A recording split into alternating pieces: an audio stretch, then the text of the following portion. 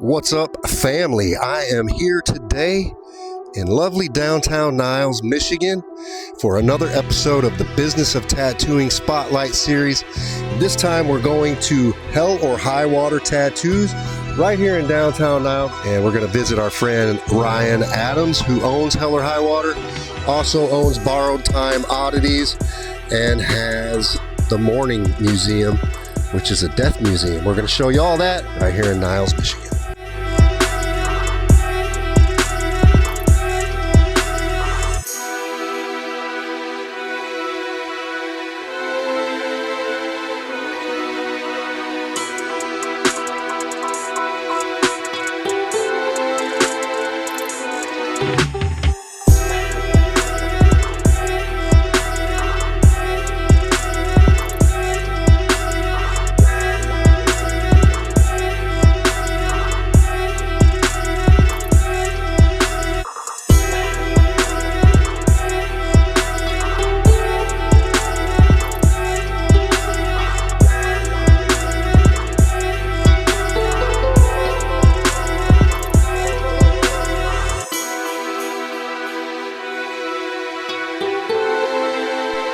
But yeah, I'm up here in Niles, Michigan today with Ryan Adams here at Hell or High Water.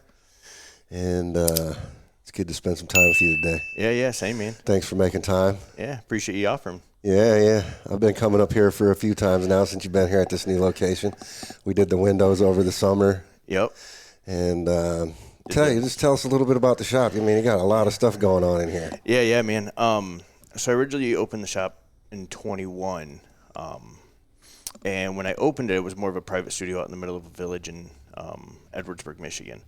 And when I opened it, I didn't want to have like that traditional tattoo shop feel. I wanted to just do something completely private, and just kind of different, odd. I'd always collected weird and unusual things. So, and after doing that a few years, we decided to move to more of a street shop, but kept most of the decor, from that. So it still has that same kind of, oddities, kind of weird vibe, but it's definitely more of a street shop now. Yeah, you got a lot of flash hanging on the walls, different kind of flash, and lots of taxidermy, which of course we'll get into with the oddity shop that we'll talk about here in a little bit.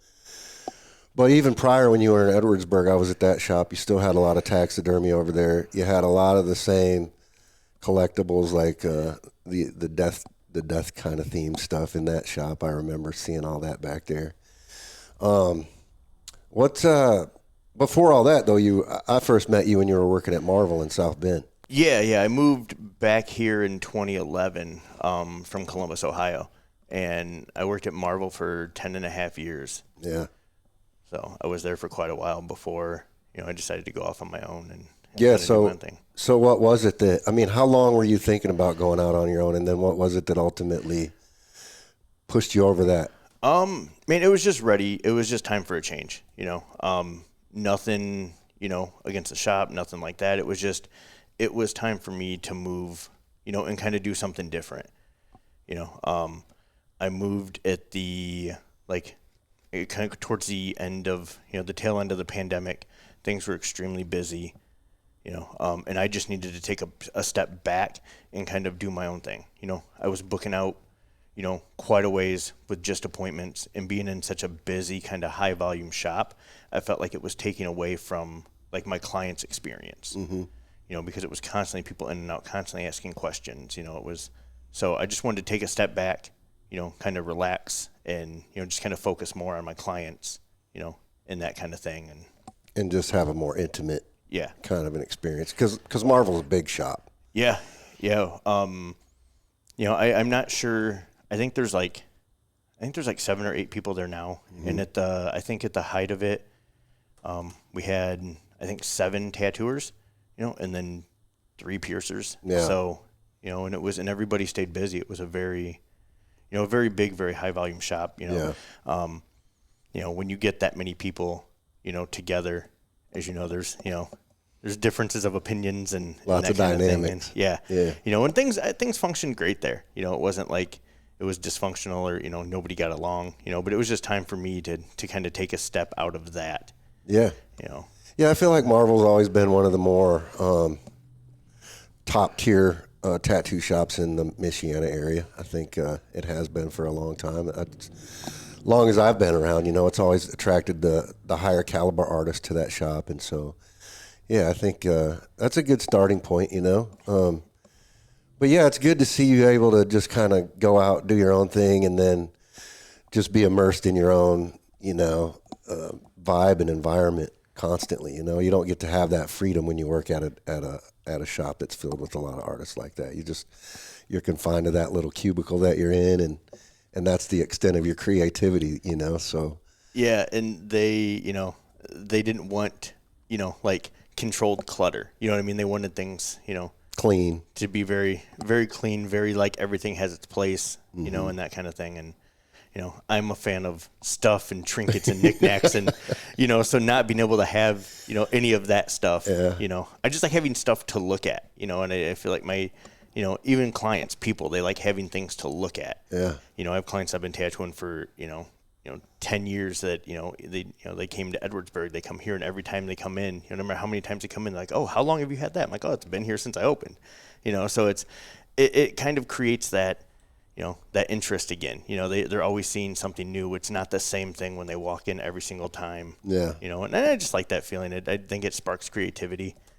I use a lot of my own stuff, as photo reference, which is great. Like I don't have to search Google for, something. I can just take a photo of it that I own, right. Set it up, and, so I think that helps, Yeah. So, yeah, you got a ton of taxidermy, like a ton of photo references, cool ravens here. And you said you consider this more of a street shop now.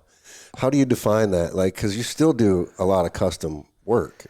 Yeah. I guess like when I say street shop, it's definitely more like we take more walk-ins, and that kind of thing, kind of stuff on the fly. Not so much just appointment-based like a private studio is. And are you getting a lot of walk-ins here on a regular basis? We get a good amount, being new. And being, kind of busy, with appointments and that kind of stuff and traveling, it's, I finally took a step in, I'm working with, a social media person to kind of help push that, more, than just relying on opening the shop and, Sure. Google and that kind of thing. So, we get a handful of them, it's not like super busy, but I think everything right now is just, on a downward slope. It's just slower, everywhere. So, but we do still get a decent amount of walk-ins and, a decent amount of like, same day appointments, that kind of thing. And, so. Yeah. How many artists are working here now? So we have 4 total, including myself. And so piercings too, or no? No, Okay. no piercings, just tattoos. So yeah. And the artists that are with you now, were they all with you in Edwardsburg too, or is it different artists now, or some of the same, some new? Yeah, so Zara stayed with me. We've been working together for I think 3 years now. I think is when she came on. She came around, 3 years was this year. Cody and Charlotte both came on this year. So Cody came around, I think like around March, if I believe, and then Charlotte joined, a month or 2 later. So Okay. And do you cover a pretty wide arrangement of styles, like realism, traditional? Like what's the vibe in the shop? Yeah, so Cody and Zara do a lot of just like kind of like black work kind of stuff. Charlotte is, her stuff's really kind of eclectic and kind of almost psychedelic, Kind of her in a own way. style. Like, yeah, it's kind of like, it's very interesting. I don't really know how I would describe it. And then, I do pretty much everything with the exception of like photorealism. I came up in a time of tattooing where like you had to do everything. Right. Like you couldn't focus on just doing one thing or another. And, I did a certain style of tattooing for a handful of years and just, there towards the tail end, it just got boring doing the same thing. Yeah. No matter how many times you redraw it, it's still the same images, and that kind of thing. So I like doing a wide variety of stuff. So there's not too much that we don't or that we can't tackle. What's your favorite style to tattoo? Like when somebody walks in, what do you get really super amped about doing? I like weird stuff. I like being able to just kind of like do things that are, kind of skewed, multiple eyeballs, weird kind of creepy stuff. And a lot of floral. I like mixing the two. I really enjoy doing a combo between like, doing like a more stippled kind of, black, work with, mixing, an element of, some subject matter that has color in it, so it creates a nice dynamic, between the two. Yeah. Yeah, I think you, do you have some of this flash here that's yours? Like, have you drawn some of this flash? Very few. The poster that's right behind you, that I did years ago. Mm-hmm. I don't have a ton of my stuff up. I tend to do it, and then it hides on my iPad. I've been getting a little bit more into doing some stuff on wood block and kind of getting back into like color pencil and that kind of thing, kind of mixing, doing like some more mixed media stuff with, like wood burning, engraving, color pencil and that kind of thing. So yeah, I see a lot of your work has a very traditional feel to it, in some instances. Some of the insects that I've seen you tattoo have that kind of traditional kind of spin to them or whatever, and I think it's very solid, saturated tattoos like a traditional tattoo would be. Yeah, I like things that are gonna last. I like things that 5 years from now, 10 years from now, like you can still look at it and you can be like, yeah, like what that is. Yeah. So yeah. So things have been slow for sure. This is not like a heavily saturated area for tattoo shops like right down here in downtown Niles. There's three. There's three within 3 blocks. Really? Yeah. So there's one. Literally, I have a tattoo shop on either side of the block. So with me, the ones I believe more of like an appointment only kind of studio. I could be wrong. Private studio. I think so. Yeah. Like they're definitely. I think they work more by appointment. The other one is definitely more of like a walk-in. Kind of same like street shop kind of vibe. So. And do you know them? Do you guys? How's the? Because sometimes it's funky. You know what I mean? Like how's the community here? The tattoo community. Man, I know the couple of the girls that work down, at the more private studio. They're super nice. The other shop I really don't know. I've met a couple of the guys at the other store that have come in, but I just stay to myself.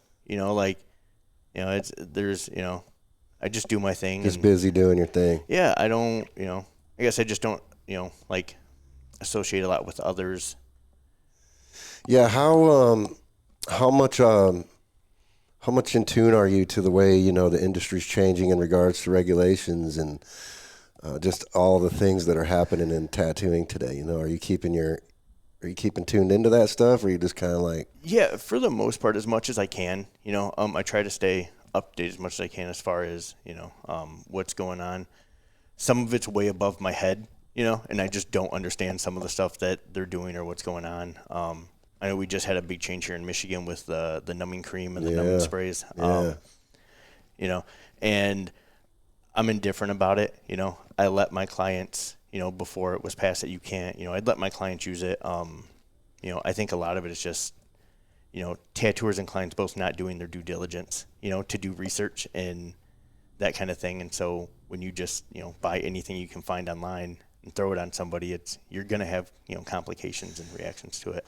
Yeah, it's kind of wild to me when I sit and think about it, because even with Electrum, I made a few numbing products, which I don't make anymore. We stopped making them for various reasons. But when I sit and I think about it, I'm like, when the fuck did lidocaine even become a thing in tattooing?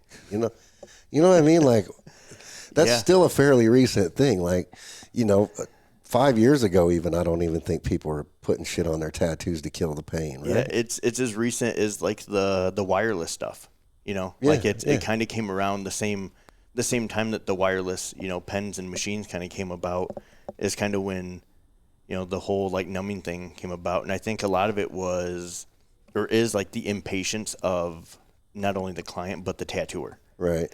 They're like, we can, if we can numb this and get, this whole leg sleeve done in 3 days.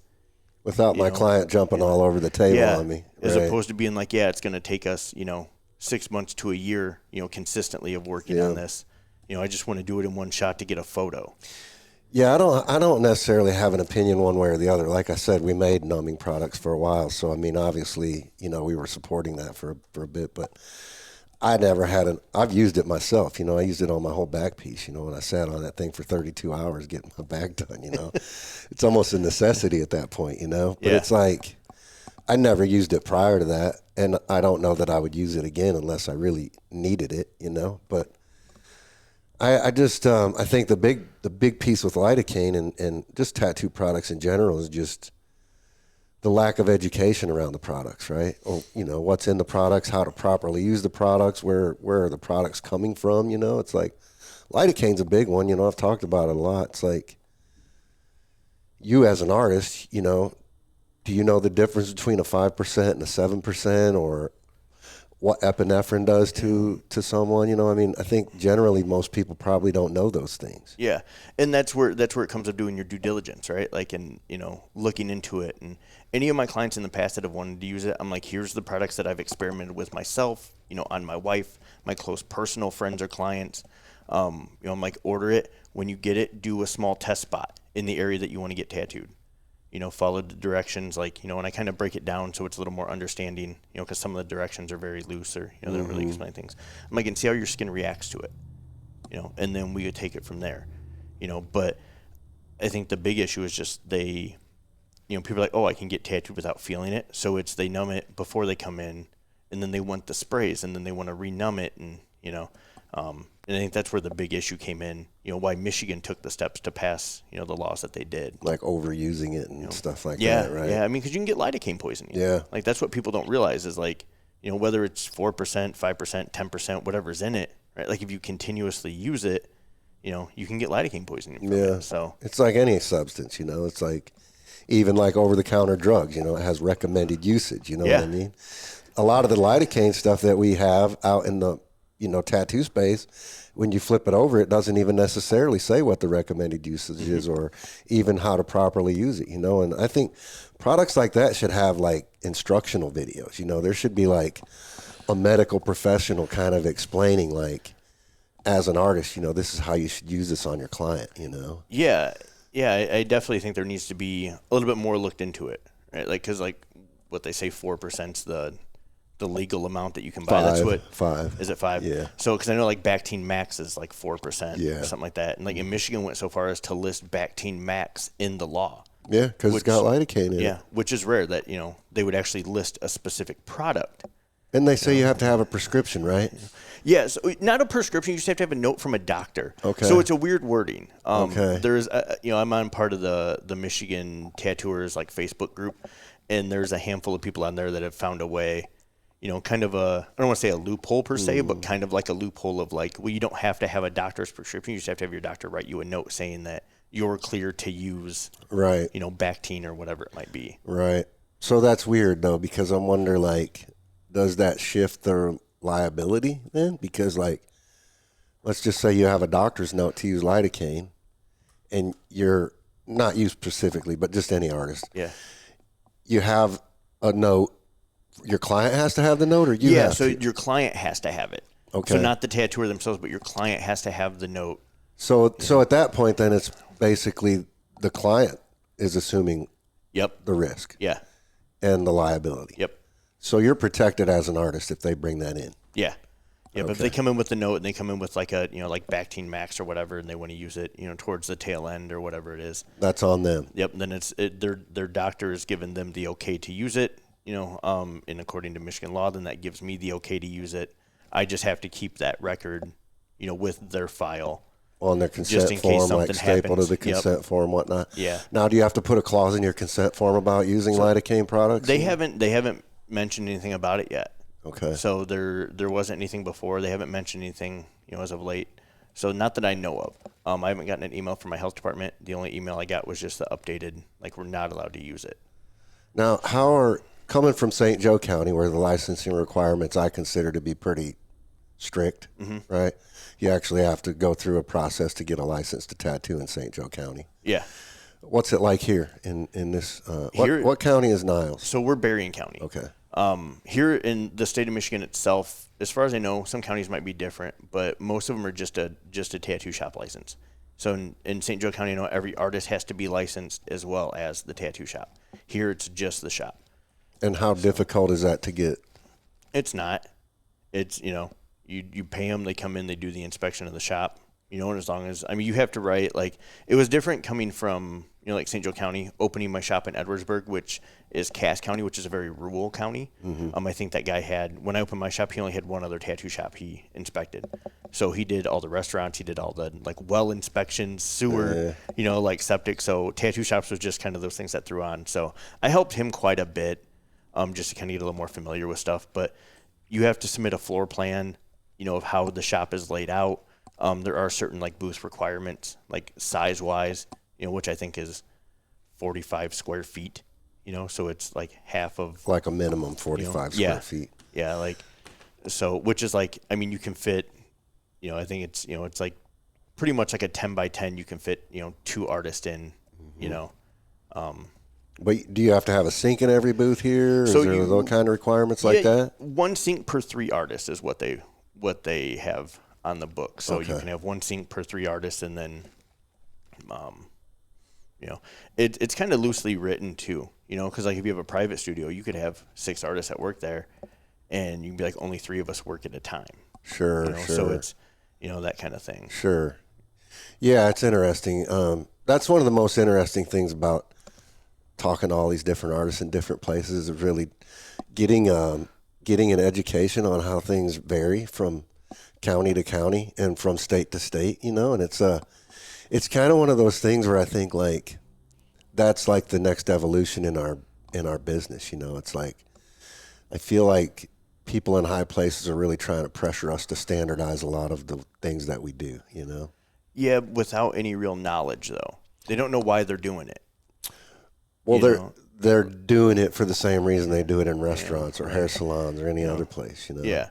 You know, but they don't understand why. You know what I mean? Like they're just like, we're just going to do this because we think it sounds good. You know, we've talked to nobody, you know, that kind of thing. You know what I mean? Like in Michigan, like there's a few things that, you know, like it's kind of left up to like the health department's interpretation. Yeah. You know? Yeah, I do agree with you in that regard. But I think what really drives it is just the concern for public safety. Yeah. Right?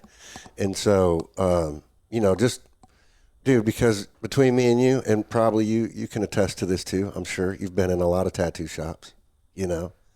It's across the board, you know, night and day, depending on what door you walk in. You know, Yep. You don't know what you're going to get. You know what I mean? Yeah. You don't know if you're going to walk into a clean establishment. You don't know if the owner of that establishment, you know, cleans his shop the way he's supposed to clean it. You don't know if you go around and do a spore test in that place, what's gonna come back. You know what I mean? Yeah. Like, same thing with manufacturing. You know, it's the same way. It's like you don't know where a lot of these products are being manufactured or who they're being manufactured by. You don't know if they're really sterilizing products, even though they say they are. You don't know if what's in that bottle is what's really listed on the label in the ingredients deck. Yeah. There's just not a lot of transparency there. You know what I mean? And I think that ultimately is what has driven a lot of this, because like the FDA will go out and they'll just randomly grab some products or something, you know, and they'll take them back to their labs and they'll test them, and they'll reverse engineer them, and they'll break them down, and they'll say, wait a minute, there's 3 more things in this bottle than what's listed on this label. You know, that's a problem. Yeah. Or, oh, there's microorganisms in this tattoo ink. That's a problem. That's bacteria. You know, so then they come back to the manufacturers and they start pressuring people, and they want to know, like, hey, are you manufacturing under GMP? Are you ISO certified? Are you really, where's your sterilization certificates? You know, where's the proof that you sterilized this stuff like you said you did?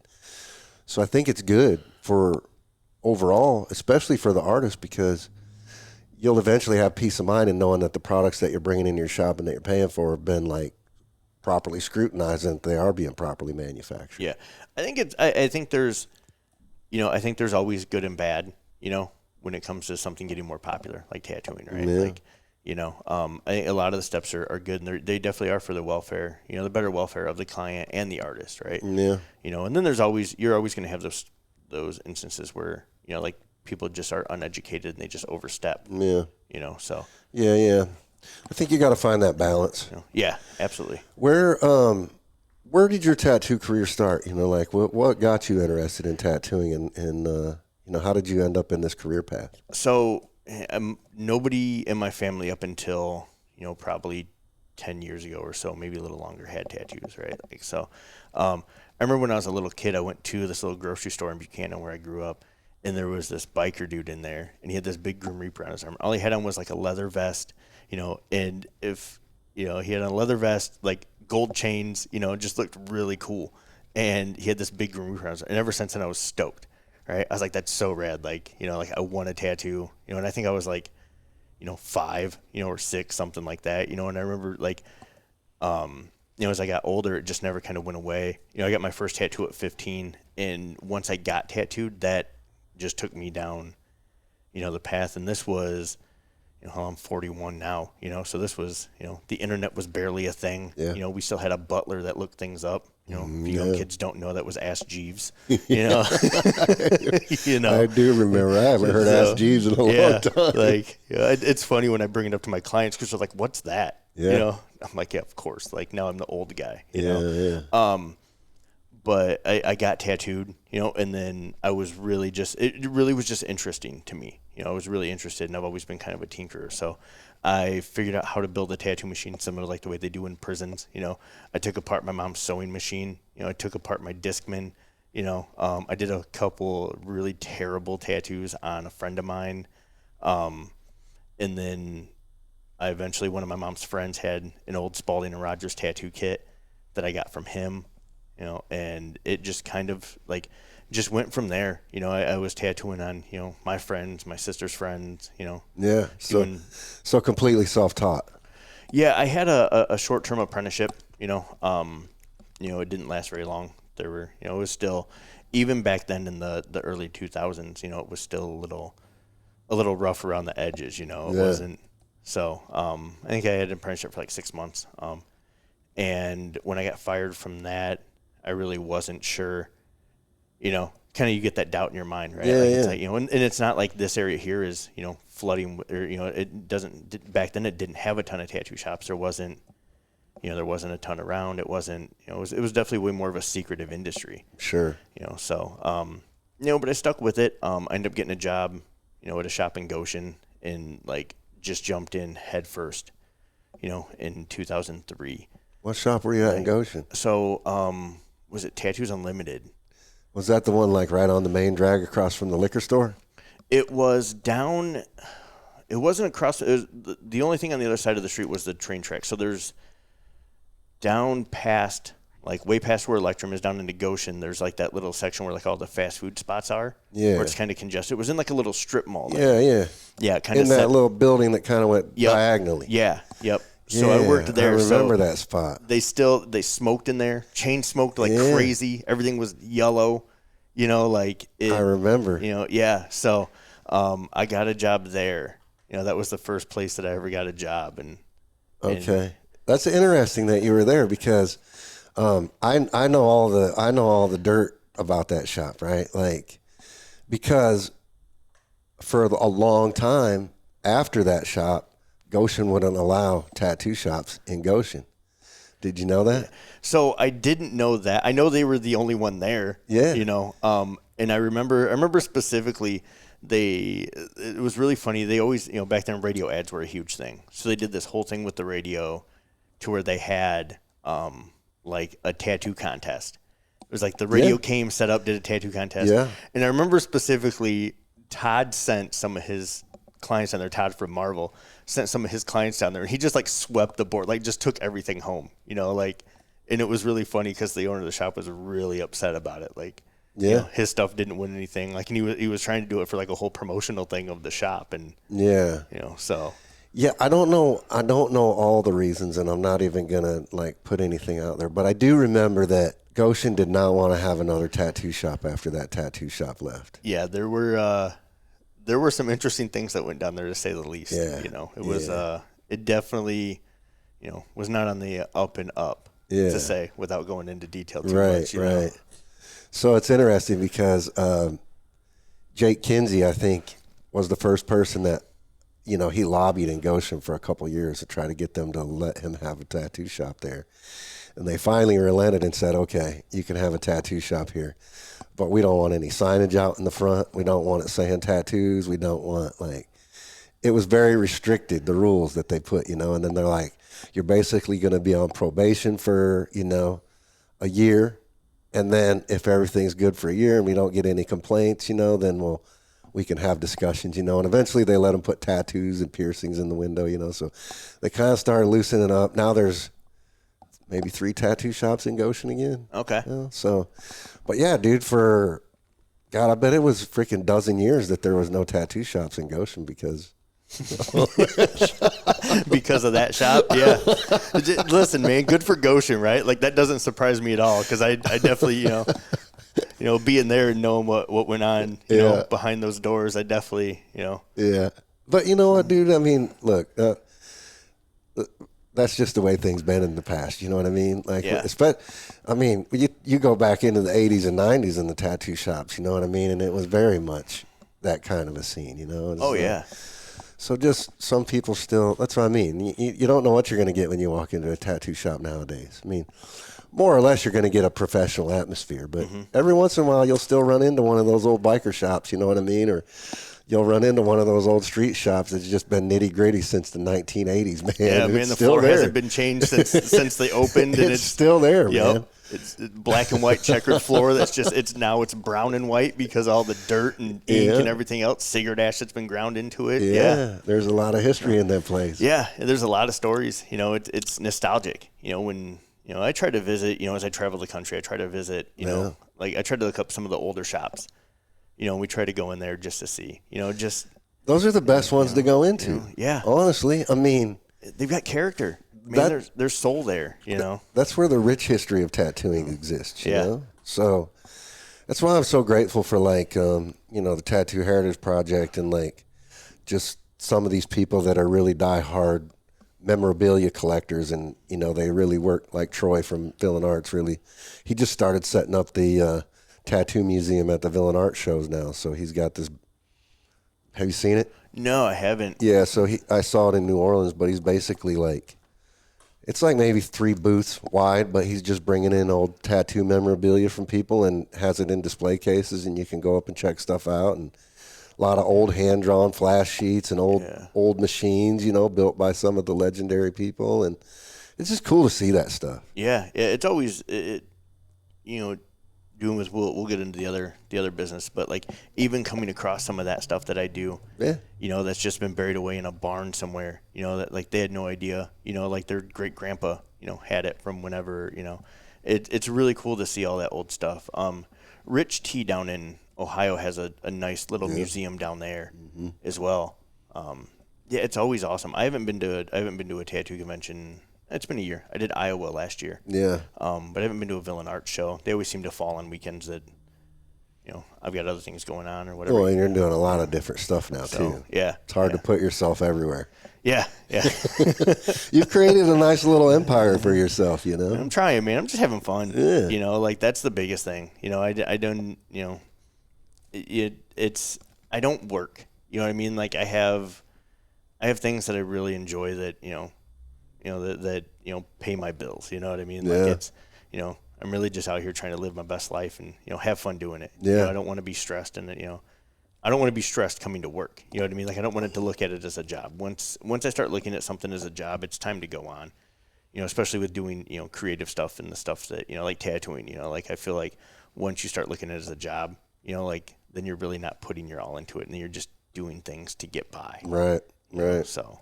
Yeah, I get that, man. Totally get that. So as far as the tattoo shop goes, you're running your own business now. You're responsible for everything. You're responsible for your taxes. You're responsible for rent, utilities, making sure all your other artists are happy and content. Do you supply all the supplies here? Or? No, so I supply pretty much everything with the exception of gloves, ink, needles. So you got that responsibility too. You got to make sure all your artists have the stuff they need to do their job every day. So are you managing that stuff? Is Heather helping you? Your wife Heather, is she helping you manage a lot of that stuff? She manages the other store. Okay. Well, that whole thing has become a whole monster in itself. So, the supplies here, everybody makes it sound like it's such a huge and difficult issue to run a tattoo studio or open, a tattoo shop. And maybe it's just because every shop that I've been in, I've kind of taken that role and I haven't just walked in, tattooed, and left. Sure. I've always wanted to make sure things function smoothly, like not only myself, but everybody had what they needed. So for me to do it on my own was just, it wasn't anything different. Like I just had to buy a little more supplies, and that was pretty much it. But it's pretty easy, man. Like it's, we have a pretty good system. It's once things get low, and I'm not saying that it never fails, because, there's been times where I've ran out of, stencil paper, where I'm like, shit, I just took the last sheet, and like everybody's got a full day of tattoos. So I'm like texting my friends, You're like, can I come over and borrow a couple sheets of paper? Yeah, so, where I'm like, I thought I had an extra box, and, but, we just, we try to keep things, stocked, and, I tend to overbuy, because I'm a firm believer in, like, if I overbuy, then I have it, versus like, say times get tough, right? And I'm like, well, I need to place this $500 order, and I don't have that right now. Yeah. So I tend to stock up, pretty well on most things. And yeah, it's pretty easy, man. I just make sure everybody, we kind of treat it, I'm like this, I tell everybody, like, this is what I supply. This is what I like to use. If you want to use something different, you're more than welcome to buy your own, so I'm not ordering, 8 different types of ointments and, 7 different types of bandages and, different ink caps. I'm like, this is what I supply, and if you want something different, then you have to get it on your own. Yep. Yeah. Yeah, but I try to make it as easy as possible. I buy, like I don't supply allegory, for the shop, but I do, when I order it, I order, multiple bottles of it. And then if they need one, they literally just pay me what it costs. So they don't have to worry about ordering or running out. I always have like certain things like that stocked, just in case. Yeah, I just asked that question because you made the comment that you don't really work, right? Yeah. And oftentimes I'm like, man, it'd be nice to just be able to go to the tattoo shop and just do tattoos all day and then just come home and all I got to worry about today is just those tattoos I'm doing, I think that a lot, because the more you build your business and the more you take on, you just obviously stress comes with that, so I'm just curious, I was asking that question just because I'm curious to know, like, has any of those shop owner stresses burdened you at all, has it taken away from your ability to just have the fun that you have tattooing? Here and there. It definitely, certain things come up, to where it's like, it'd be so much easier just to not own this place and, just to be able to come in and be like, oh, that's your problem, not mine, Exactly. But it's still not bad, I think I try to set things up, to where, like, even if something does come up that's, that happens, that's unfortunate, whatever it might be, things still function smoothly, even for being a really small shop, even when, like when I first opened, it was just me, I had a thermofax and literally the smallest issue possible, but I was like, I'm going to go out and buy another one. So I ran over, to your store and bought another one, just so now I have 2, right? So I have a backup. Yeah. It's like, I try to keep, like those are the biggest, I think the biggest, like, the biggest things that come up, is those expensive purchases, right? Like that's, like we're fortunate to have, like your supplies, your supply shop local, right? To where some people don't have that, to where like I can drive 40 minutes and go get pretty much anything I need, in a bind, if that's the case, if I don't have it. So, but I can't really say I've had a whole bunch of stresses, it's, dealing with landlords, certain issues that come up with buildings. Yeah. But I think, there's a, as much as like most tattooers either don't want to say anything or they don't, in fear of like getting kicked out, or they're overly aggressive about getting problems done, getting like, things, situated. There's a very, you have to be very stern on certain things, and you have to kind of know, what you can and can't do legally. Right. So, but those are the biggest stresses, and like the supplies, that kind of stuff, that's not, it takes, 20 minutes, out of my day, if I just sit down and do it, to be like, hey, like I need this, and this. Right. So, but yeah, I think just the landlord and like that kind of stuff has been the most stressful part about opening a shop. Yeah. So what's your favorite thing right now in tattooing? Like when you're scrolling social media and you see things, like what's inspiring you? What keeps your fire lit today? The innovation, like the innovation of machines, like I said, I've always been a tinkerer, right? So like I've always been interested in how things work. So it's really interesting to see, how far, the rotaries come from, even, 5-7 years ago. Yeah. Like they were just kind of starting to come out, like, and it might have been a little longer than that, but, over the last handful of years, it's like you go into a convention, it's quiet. Yeah. Like I did hear a couple of coils zapping. Yeah. Coils are Dan Cubans, like you normally will hear those, but it's really interesting. Just like, that's kind of what keeps me going. And then seeing like these young kids, these kids that have been tattooing 6 months, a year, 2 years, that are just killing it. Yeah. And they're doing stuff that's, it's going to hold, you know what I mean? Like it's going to look good, not just now, but they're getting them in there. Like it's, like they're doing really nice saturated stuff. Like, and that just, it kind of shows you like having, more accessible resources, what it does, to an industry and to a business like that. So, but yeah, a lot of it's just the innovation of stuff. I like seeing where products are going, and, I buy things just to take them apart to see the inner workings. Sure. Like I'll spend $1,000 on a machine to take it apart. I shouldn't, I hope you're putting it back together too. Yeah, for the most part, I've ruined a couple, but I'm always interested to know what other people are doing, in that regard. Yeah. Right. Because I'm a firm believer that the better you understand your tools, the better you can be. Yeah. Yeah. So, who's your favorite artist? Do you have a favorite artist or artists? Man, I don't. Like I enjoy a wide variety of things. You know what I mean? And with everything, I couldn't even tell you, like, I'd recognize tattoos, but I don't even look at the name.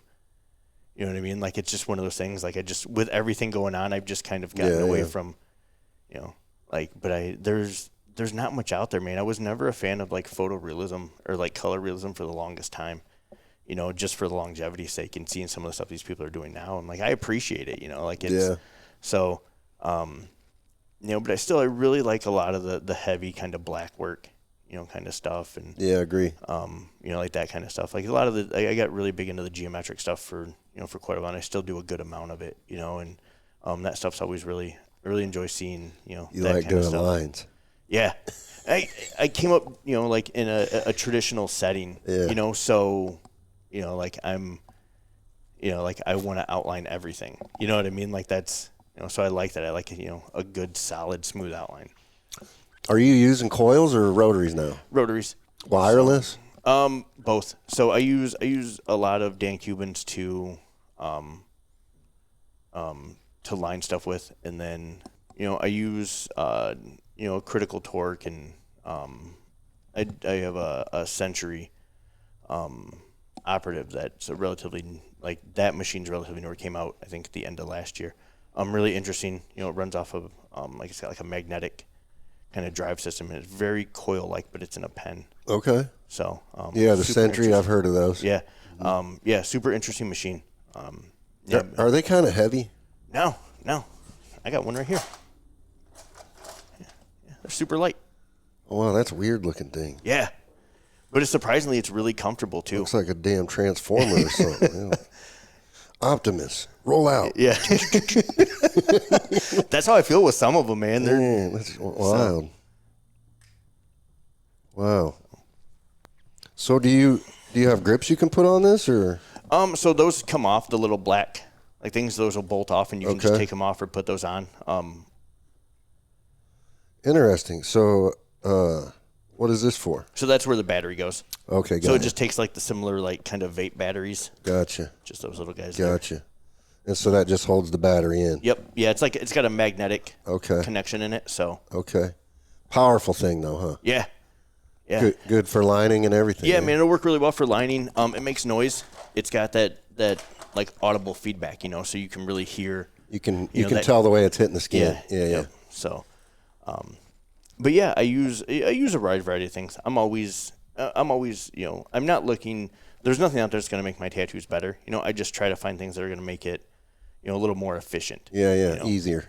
So. Right. Yeah. So, speaking of that, AI, how do you feel about AI? You been using AI at all? I dabble in it here and there, just like playing around. I use it as a tool, right? Like, I don't have an opinion on either way. I think it, like, it's to say that I haven't used it would be a lie, because there's been some things where I've been kind of stumped on how to create something. So, I'll type it into AI to give me like a visual, kind of idea. But yeah, I really don't have an opinion on it. I'm not one of those people that's sternly against it. Right. So I think it's, it's a tool. It's, in a lot of ways, I feel like it's no different than, like you buying Procreate stamps, from big companies and just using those and stamping, things here and there, and then just erasing what you need to and calling it your tattoo. Right. Yeah, so. AI is interesting, and even earlier you mentioned like Ask Jeeves, Mm-hmm.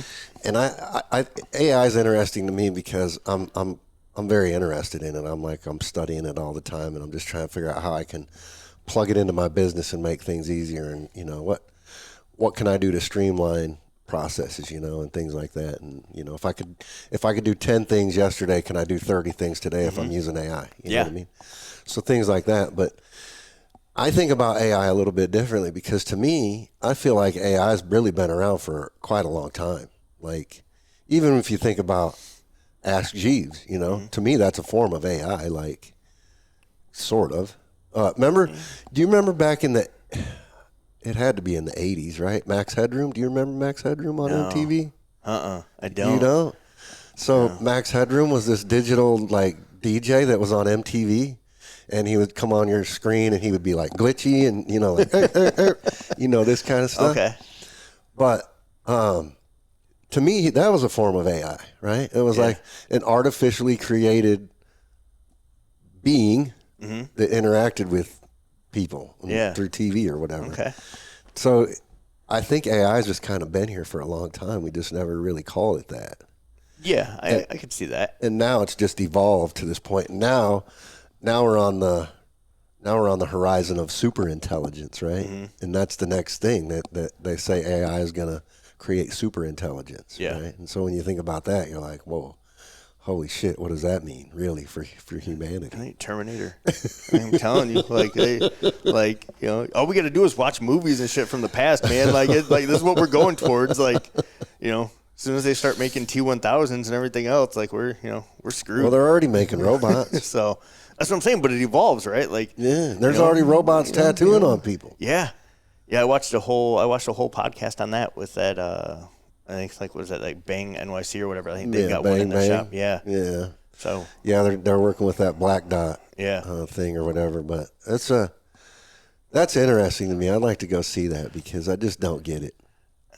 I think it caters to a certain type of person. Right, like I think it caters towards your, like, kind of higher end influencer type of person that just wants to make some content. Because there's no there's no intimacy to it. Right. Like you literally go in, like you stick your arm or your leg or whatever in a machine, it does this tattoo and you leave. I just don't get it though. I don't understand how a machine can tattoo somebody properly or consistently. Well, and my thing is, like, what happens if they twitch?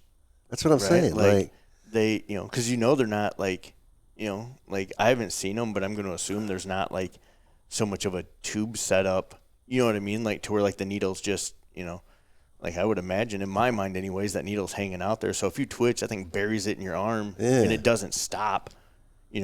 I just have so many questions. Even like last night I was watching YouTube videos. I watched these.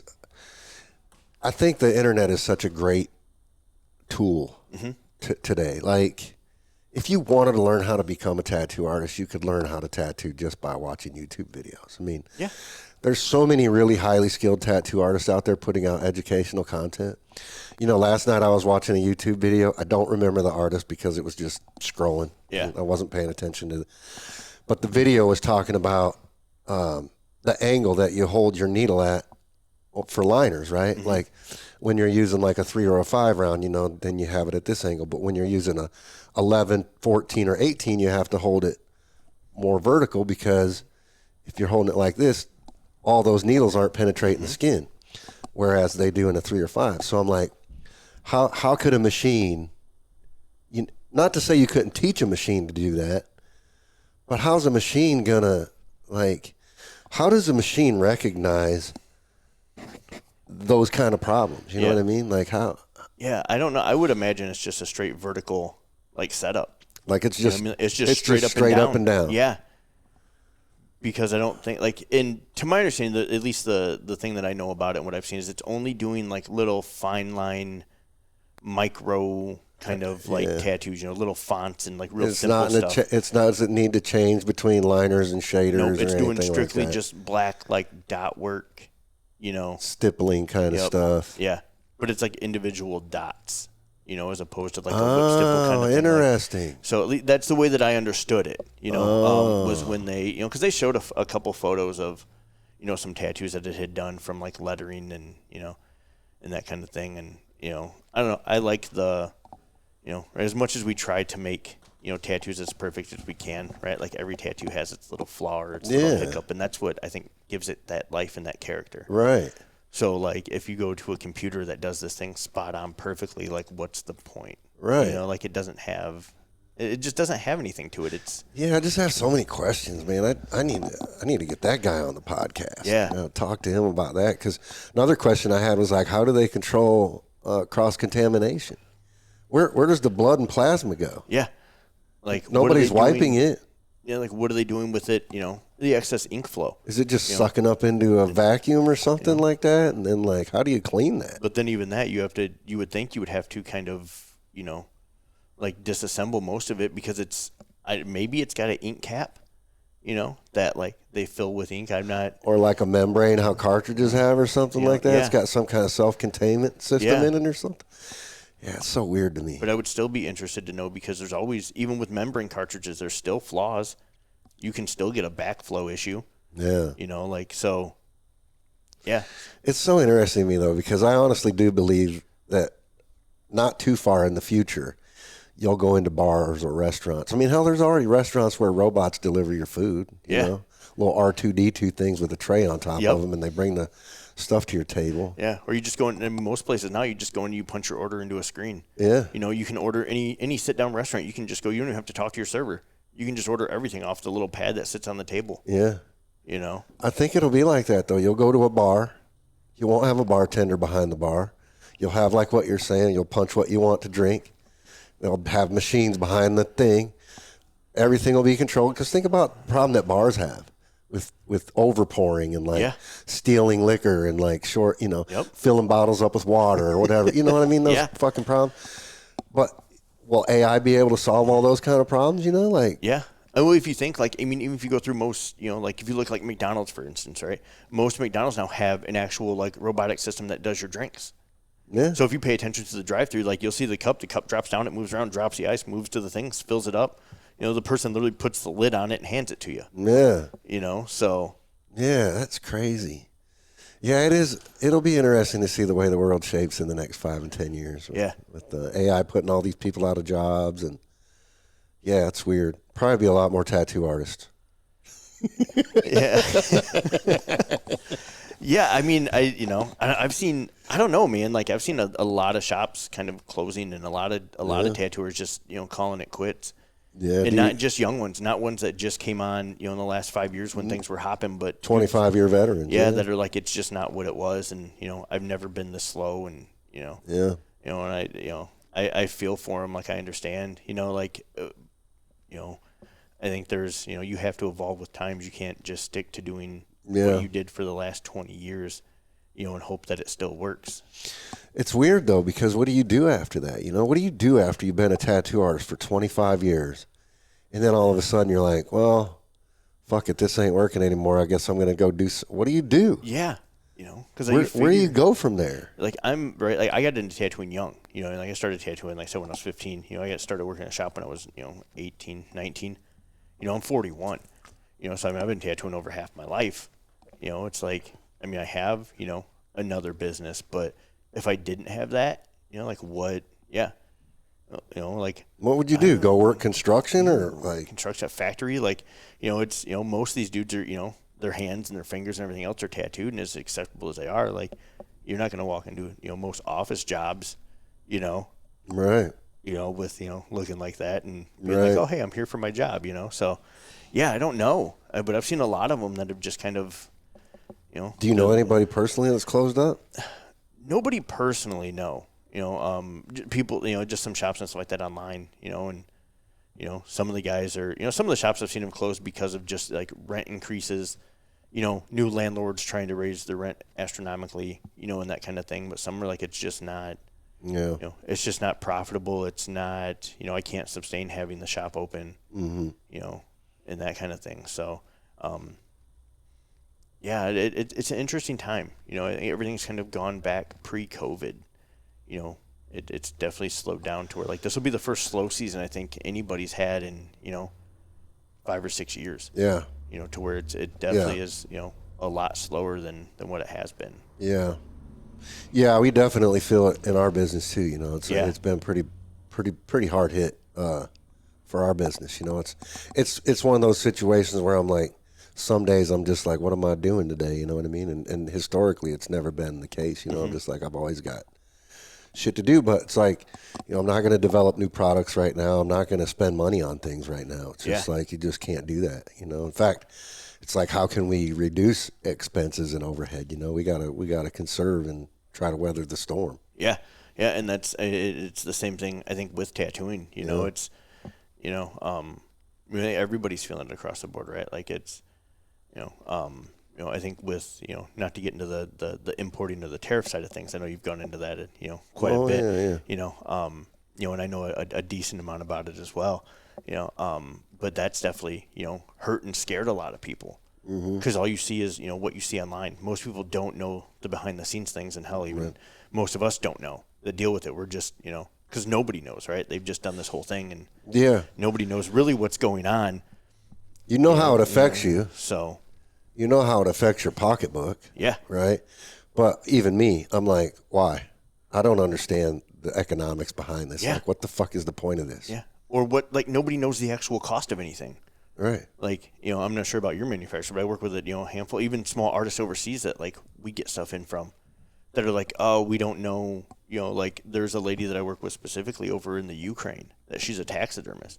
And she's like, we should stop shipping to the U.S. because we don't know how much it's going to cost us. They can't tell us anything. Our post can't tell us anything. Here's my biggest point of confusion in world economics is simply this. Like, why is it so much cheaper? Why can China manufacture things so much cheaper than we can in the U.S.? How did it get to that point? You know what I mean? Yeah. How did it get there? I mean, obvious answers are because it's cheaper labor, but the materials are the same. Yeah. Why is a piece of fucking aluminum in China so much cheaper than a piece of aluminum in the United States? Yeah. Or is it just because of where it's sourced? Is it because it's sourced there and we're buying all of our aluminum from them? Or like, I don't get it. Even when you go back to like, I was trying to have a big ass, which is the reason why I kind of started a printing company, is because people in the United States were like charging these ridiculous prices for things, right? And I'm just like, dude, I'm not going to pay that. Like, I could go buy a printer and print that banner for freaking 80% less than what you're charging me. And just because you have a piece of equipment, you can charge that much more? Yeah. Like, fuck, what? Yep. It's crazy. It's so, I just don't understand how world economics got so off balance. And cost of living, like you look at it that way too. Why is it so expensive to live here versus other parts of the country or the other parts of the world, or even just the country? And it's crazy how like where did it change? Like why is that thing that you buy from Temu, for example, right? Like that pin that you buy from Temu that's 79 cents. Yeah. When you order that same pin, if you try to place an order for a company, here in the States, it's going to cost you $7 a pin. It's crazy. Crazy. We were just looking at real estate in Elkhart a couple days ago. Yeah. And Greenleaf Boulevard's right on the river there in Elkhart. Mm-hmm. It's all the high $1 million houses down there. Yeah. So any river property is going to be expensive, right? So they had this 5,000 square foot, basically like a mansion, on the river on Greenleaf Boulevard. It's $1.3 million, right? directly across the river on the other side from basically where this house sits, on the opposite side of the river, there's a vacant lot. They want $1 million for the vacant lot.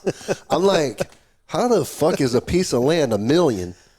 But you can go over here and buy this whole ass fucking 5,000 square foot house for $300,000 more. Yeah, like, because I can't build that That house don't make for any $300,000. fucking sense. Yeah. You know what I mean? I'm like, and Yep. it's just, it's fucking football field away from one another. You know what I mean? I'm like, this is crazy. Yep. Like, how is this shit so fucked up? So fucked up. You can't even put $100,000 in your house anymore and expect to get it back. No, not at all. You know, it's like, oh, you know, sorry, the houses in this neighborhood are never going to be worth more than $500,000. I'm like, well, I just put $100,000 pole barn up out in the backyard. You mean that doesn't add any value to your house? No, it all depends on what other houses in your neighborhood are worth. All the comps around. Yeah. Like, what? It's a wild market, man. Just everything in general is just so crazy. Like, and I feel like the more you get into kind of being, or like the more you get into like the whole business side of things, or like you're looking to kind of set yourself up, life-wise, that's when you really start to look at those things. Oh, yeah, dude. And then you start to realize. I still haven't figured out how to be successful at business. Oh, man, it's, a wing and a prayer, I guess, right? You hope. We just get by, bro. Yeah. And I stress that to so many people. I think people have this misconception that when you own a business, like you're wealthy, right? Like you're rich. They're like, oh, well, you own a business, like you're doing fine. I'm like, no, like I pay my bills, bro. Like I'm able to put a little bit back. I'm like, but you don't understand how much goes into running a business. Yeah. And like, oh, well, it must be nice. Like you just make your own schedule. I'm like, oh, my own schedule that I go home and work every night too. Yeah. I'm not gonna lie. There are benefits to owning your business, but you're right. It's just like somebody made a comment to me the other day, like, "Oh, you're doing real good," and I'm like, "Well, define real good," because most days I don't feel like I'm doing real good. Most days I want to beat my head against the wall, dude. I'm like, what are you talking about, bro? I always make the joke, man. I'm always like, yeah, like they said, start a business, like what the fuck was I thinking starting two? Like why the fuck did I do that? So. But I wouldn't trade it. I would never want to go to work for somebody else again. No, man. Despite all the stresses that come with owning a business, it's just, I do love the freedom that owning your own business brings, and, not having somebody else telling you how to do things is nice. Yeah. But yeah, speaking of your other business, we're going to go check it out. You have an oddity shop. Yeah. Yep. You have a death museum. Yep. Which is super interesting, and we'll get into that in the second part of all this. Yeah, that was kind of an accident, so the business wise. The oddity shop? Yeah, it wasn't really something that I put any thought into. It just kind of happened at the other store, or at the other shop. Yeah. The private studio. So it was just my own personal stuff. I was just buying stuff because I liked it. And then you had so much shit, you're like, fuck it, we need two buildings now. People kept asking me to buy stuff. Like they're like, oh, is that for sale? Is that for sale? And I'm like, well, shit, yeah. Like, what's up? Like, I'll find something new. So it really it kind of started that way, and and it just kind of grew, from there. And then we kind of grew it, and then we started doing a few shows, and then with the amount of stuff that I had, a buddy of mine was like, man, you should just open a small museum. He's like, it's what I did. He's like, people just kept looking at my stuff. So I was like, I just found a cheap building, opened a small museum, and just charged them $7 to look at it when I started. Yeah. And so we opened the store first, and then the museum came a year later, just for we were looking for a bigger building is really what it was. But yeah, it's been an interesting ride, man. These last few years has been good, and I can't complain. Well, let's check all that out. Tell the viewers, shop is located here in downtown Niles. What's the address here? Yep, the shop here is at 115 North 3rd Street in downtown Niles. It's Hell or High Water Tattoo. And your Instagram? The Instagram's HOHW Tattoos. Instagram's HOHW Tattoo. And then Facebook's just Hell or High Water Tattoo. There's a few other shops with the same name. We get messages from time to time from people, that don't realize it. And there's one in Kentucky, there's one in New Orleans. I guess there's one in South Dakota. I just found that out the other day. You just have to pay attention to the address, but yeah, we're on social media. We're doing that thing. So. And your personal Instagram? Personal Instagram is Ryan A Tattoos. Okay.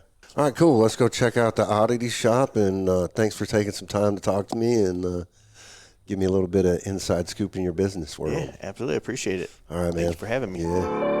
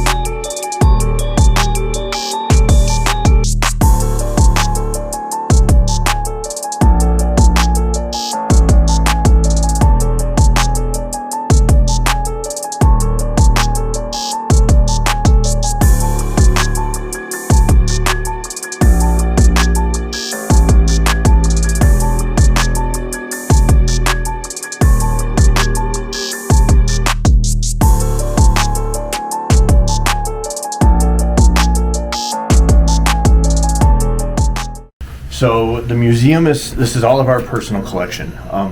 Everything back here is real, it is authentic. It is full of old funerary items dating back to the 1800s. Most of them are used. Real human skulls, skeletons, some deformed animals, and that kind of thing. So show me some of the highlights of the collection in here. So yeah, so a lot of this stuff here is just old advertisements, and that kind of thing. We do have a bunch of embalming books, stuff that they would use in school.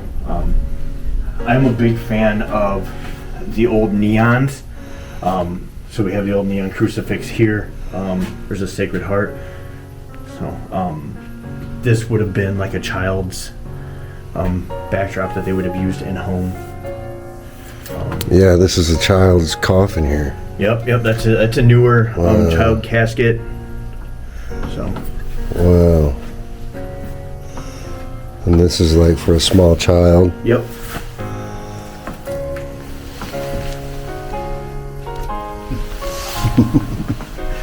This is real? Yes. Yep. That is a real human skeleton. Do you know what this guy's name was? Nope. We can make it up, Yeah.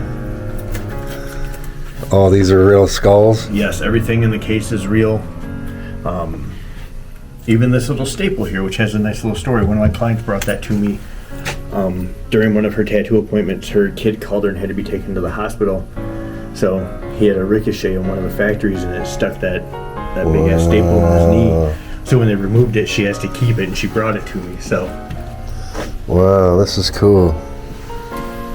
Yeah, you've got a lot more stuff in here since the last time I was here. So yep, and you get back here. So this was a real used Victorian coffin. So there's another real human skeleton.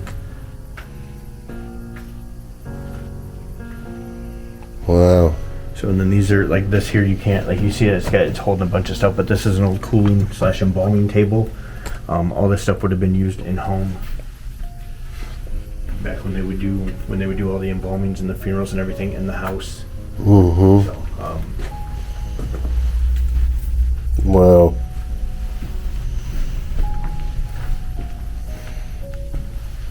This is interesting. Yeah, so that was made by a company named Maxilla and Mandible. So, and it's solid. This is an embalming machine? Yep, so that's an embalming machine. This one here is also an embalming machine. We have gravity bottles, which are like this. They would use these to embalm the bodies back in home. This is an old traveling embalmer's kit. So they would take this to the house and go with them. This is a very old embalming table, an old porcelain embalming table in cast iron. Thing weighs probably 600 pounds. So they put a cadaver on there? Yep. And boom. And this is makeup for funeral makeup. Yeah, so this is some of the makeup here. This here is another embalming. Interesting, it's called perma. Yeah. Yep, perma cosmetics. Yep, there's some more makeup there. Wow. All down for wow. There's the wax creams. My gosh, dude, you've got quite the collection. And then this here as well. For some reason, my light's not working in this one. I don't know. I'll have to figure it out. But so this is all reconstruction stuff. So this is what they would use to practice on in school to learn to rebuild faces and that kind of thing. This here is a 1930s, 1940s Eccles reconstruction kit. These generally don't exist a whole lot because these pieces are wax. So they would use these to rebuild the faces. A lot of these things got used, they melted, over time. This one is, pretty much complete. Wow, his nose is in there. Noses, ears. Yep, the full face. Wow, that's crazy. And then what are all these random bottles of? These are all just random embalming fluid bottles. These are all newer. So, so these aren't the real old ones. I have a bunch of other old ones. Another skeleton. More neons over here. And then what's the story with this fella here? So this is this would have been a full skeleton box is what they call them. So it was a deconstructed skeleton that they would sell to doctors and that kind of thing. So they'd use them to study human anatomy, and it all fits in that black box that's on this bed. This one came actually from a doctor's garage sale. So he had passed away, he had it, his wife didn't want it. So that's where a lot of the stuff comes from. Oh, and this is the double-headed cow that you were talking about up here. These are the two-headed calves that we have. So. Wow. Yep, and these are both real. Wow, that's crazy. And then if you can see it, there's a Siamese turtle back here. This little guy here, he's got two heads, one on either side. Wow. So, and then a Cyclops pig. Wow. That's cool. Wow. And then here's a bunch of, so these are all older embalming fluid bottles. Wow. So you're getting a lot of people coming through here still? Yeah. I mean, the museum does extremely well. It attracts people from all over. I mean, we get people that will drive a few hours to come look at it. Really? Yeah. Or they'll be in town for something, and they'll be like, "Oh man, we just found out about this, so we had to come see it." That is crazy. What are these things here? So these on top here, this is a Tibetan Kapala. So these were made for the tourist trade to be sold for tourists. And that's why they're so decorative. But it is a real human skull embellished with, the silver accents, yeah. And then the skulls that you see here, these little hand-carved skulls, so these are actually human femur that they would carve. Oh, wow. So they're Tibetan prayer beads. And this is a hand-carved skull. Yep, that is a hand-carved human skull. Wow. So that one was actually carved back in That 2013. is crazy. Look at the top of that. Yeah. And then these two down here were also made for the tourist. It's a Tibetan goat and then a Tibetan monkey. And so these are skulls too? Yep, real skulls, just embellished. That is crazy. And this is a monkey skull? Yep, that's a little monkey skull. I don't remember off the top of my head what or where that one came from. I remember doing a bunch of research on it, but... That is crazy. Definitely didn't have this stuff the last time I was here. Wow, dang, dude. Yep, and then all of this stuff is all real as well. So we have everything from a fetal skull up to a female that was 103 years old with her actual dentures as well. Whoa, that is trippy. She's got nice teeth. Dang. Wow, man. Yeah, I definitely got a lot more bones in here now. Yeah. And this too? Yep, so that's a piece that was one of the first pieces I made. That's actually the first human skull that I bought. And I attached it to that last rights cross just because I thought it looked cool. Yeah, that's super neat. Man, this is cool too. Wow. And then these are interesting. So this is a skull cap that's got syphilis. So that's what syphilis does to you. That's what it'll do to the bone, yeah. Yep, if left untreated, it will eat away at the bone. Wow. And there's roughly a 30-week fetal skeleton. Dude, that's crazy. Wow. There's our friend Jesus. Yep. Wow. You got old signs in here. Got it. So everybody that comes here signs this? Yep, you can sign the little guest book. And Oh, that's nice. We'll do that.